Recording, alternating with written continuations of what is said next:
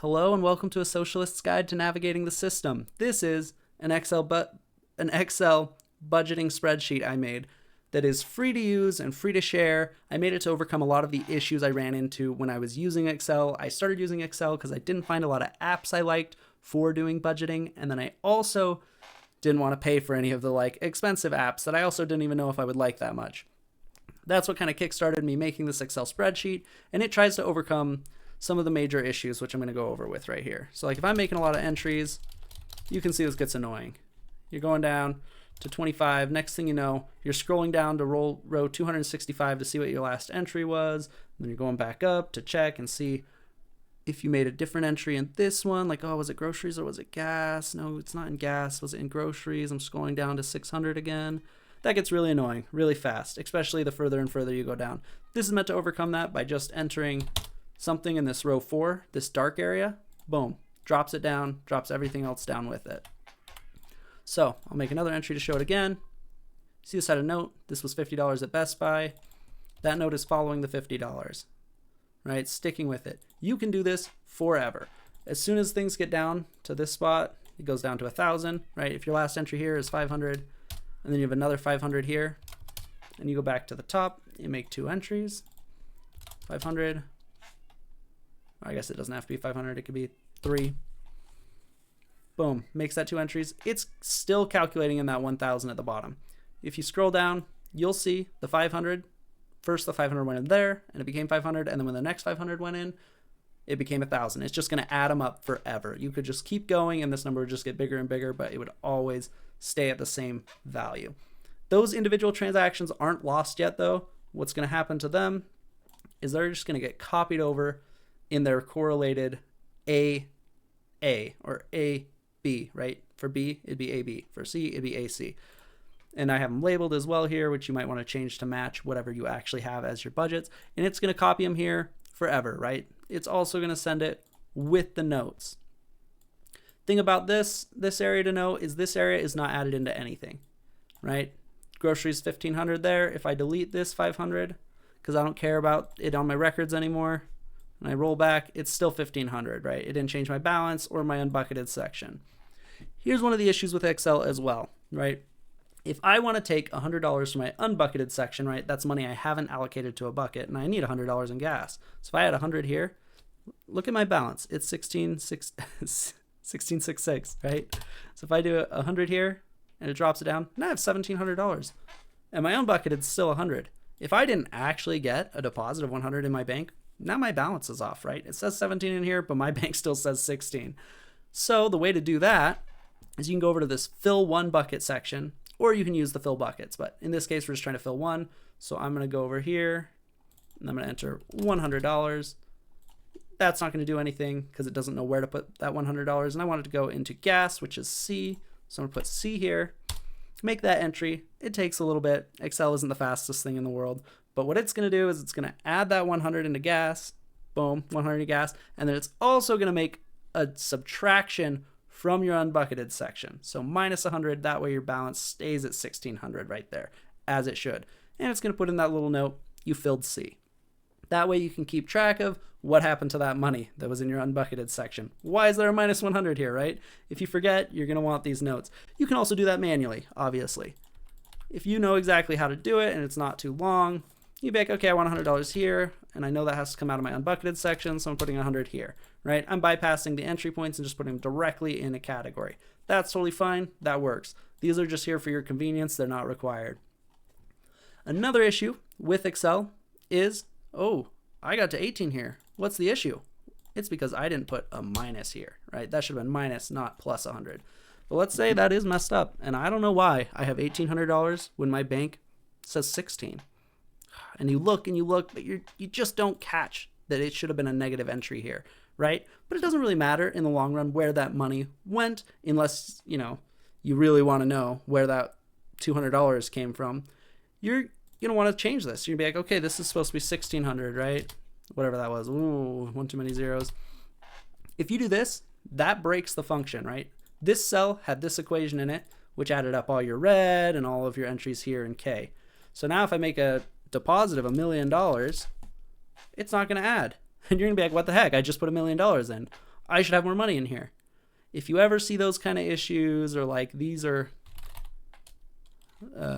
coming up with like error codes like that, something like name question mark, you're going to go over here to this reset functions button. You're going to type in something like healthcare for all. It can be anything. It could be a 1, it could be a 2. When you enter that, it's going to reset all those functions. There you see your $1 million is there now. I don't even know if I put enough zeros for it to be a million. But I hope that makes sense. The reset function, you can do this infinitely. It's not going to mess anything up. It just always fixes things to what it should be. So if you don't know if anything's wrong, you can just slap something in there, let it fix it. Okay, let's get to the fill buckets function. This is my favorite part of the whole thing. I want to split up my money. I'm going to get a paycheck of $1,000. Oh, wait, I never did the fix the balance. Hold on, rewind. So I needed to say $1,600. So I'm going to put in $1,600 because that's what's in my bank. This is going to automatically make an entry that subtracts or adds the necessary amount to fix your balance without messing up the equation. So that's what this reset balance 2 is for. All of these darker areas are areas you can put inputs in and have effects. The only one that's not is here. This is where you put something. This is like where you can put your last transaction so you can remember. Like, ooh, I spent $3,000 at Best Buy and I want to remember. This doesn't affect anything anywhere. You don't have to worry about this being correct or messed up. It's not going to cause any like other things to happen. It's just darker to show it's a place you can put a value. I don't need that note anymore, so I'm going over here to delete note. Okay, so we fixed this. Ooh, I have negative money in my bucket, and that's because this was really supposed to be 1666. But, I can just enter that in, fix it. It's going to have that note there that it's there because you reset the balance. And then you can figure out what the issue was later if you want, and you can go through and be like, oh, this should have been negative. That was the issue. Oh, goodness. And then you can just delete these. Not worry about it. Everything's going to be fixed and correct. Okay, fill buckets. The function I was talking about. Let's say we're about to get a paycheck of $1,000. And I want, let's put $750 in rent. We're going to put 50 in utilities. These aren't accurate at all. I'm just trying to make an example that's 1,000. So, this needs to actually be 40 because I already have 60 in. I put 40, so that's 850. So I need 50 more, 900, and then 100 here. So I put $1,000 in my bank. So I'm going to make an entry that I added $1,000. You don't have to add anything else, right? I should use the drop down function. You don't have to add anything else. If you enter that 1,000, it's going to drop down. It's always the money area that triggers the drop down here. One weird issue with that to be aware of is if I hit here and then I try to start putting in Y, if I'm not fast enough, that's not going to drop down, right? And then I go to put the date, that date's disconnected. That date's not going to drop down until you put in the next entry. I got a little sidetracked with that, but so I'm putting in $1,000 for my paycheck, and then I want to fill my buckets with that money.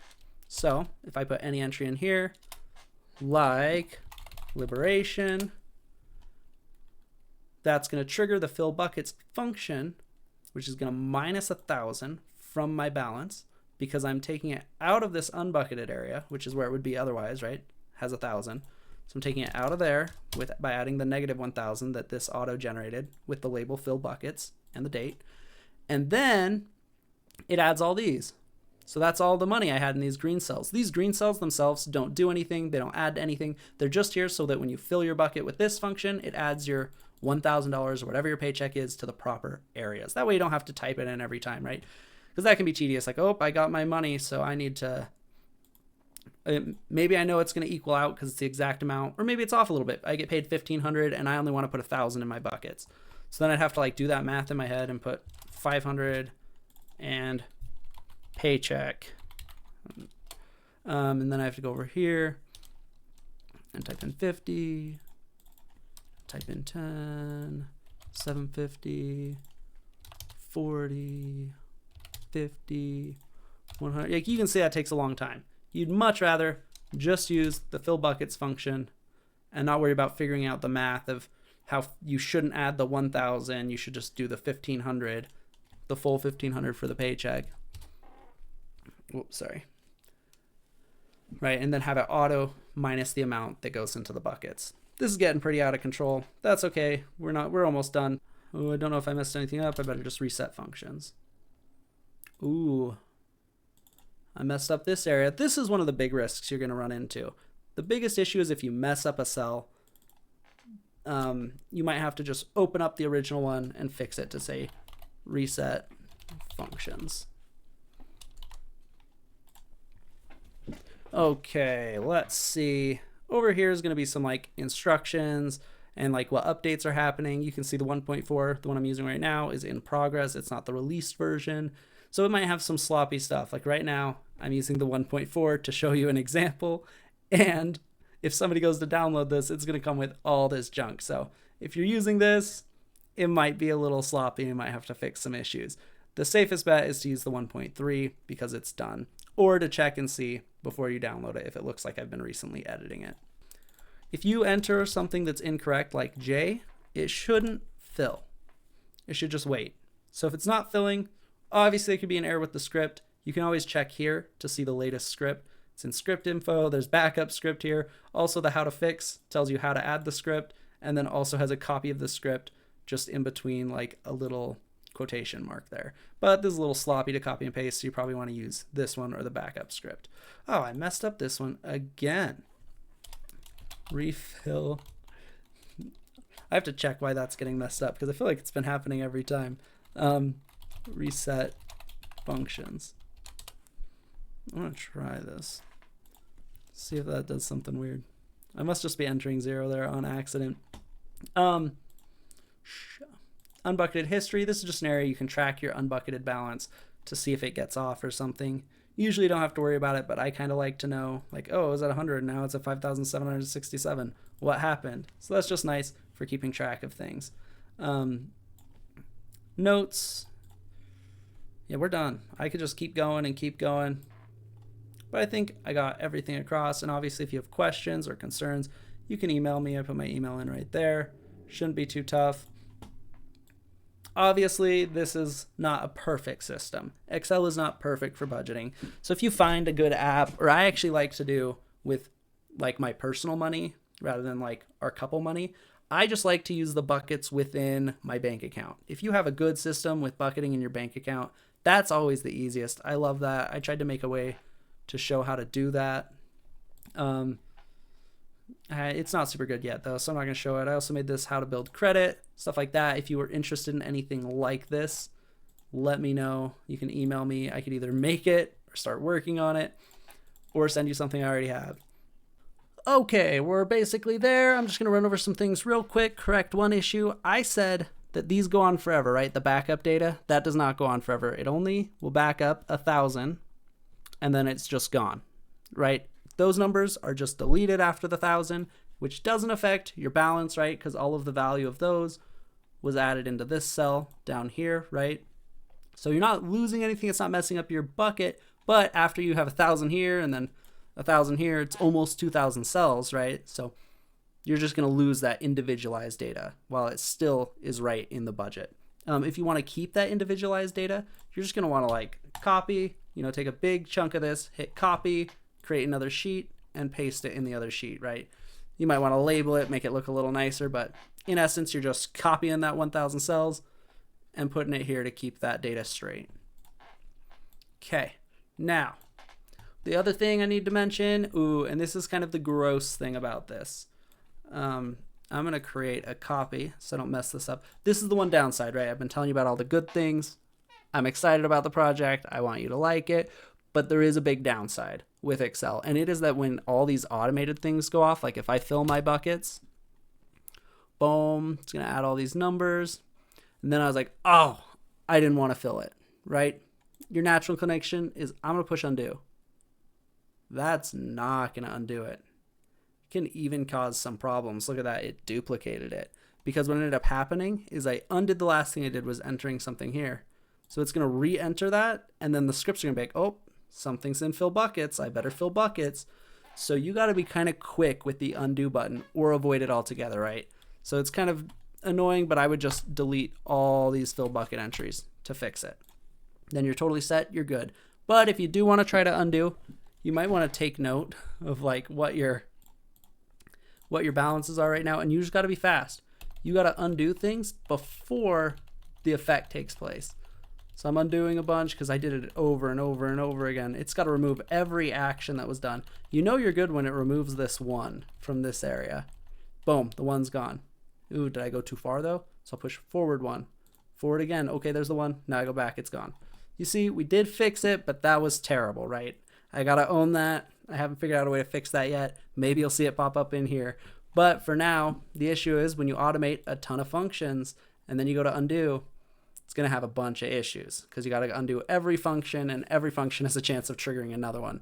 Same issue can happen here, right? If I have 10, that 10 goes down. If I undo that, it puts the 10 back here, and then it's like, ooh, drop it down to 5. So I got to double tap that really quick. Ooh, maybe even a few more times because all the like background things. So I'll own that. That's a negative thing. I'm still trying to work on it. You can keep an eye out here for a solution to that. Or if you have an idea, totally email me. I'd love if the undo function worked effectively. That would be incredible. Maybe I could put a thing that like saves the previous state. Now I'm just brainstorming instead of just giving you information. We're done. Thanks for joining me for a Socialist guide to navigating the system. I hope you have a wonderful day, and I hope that this helps.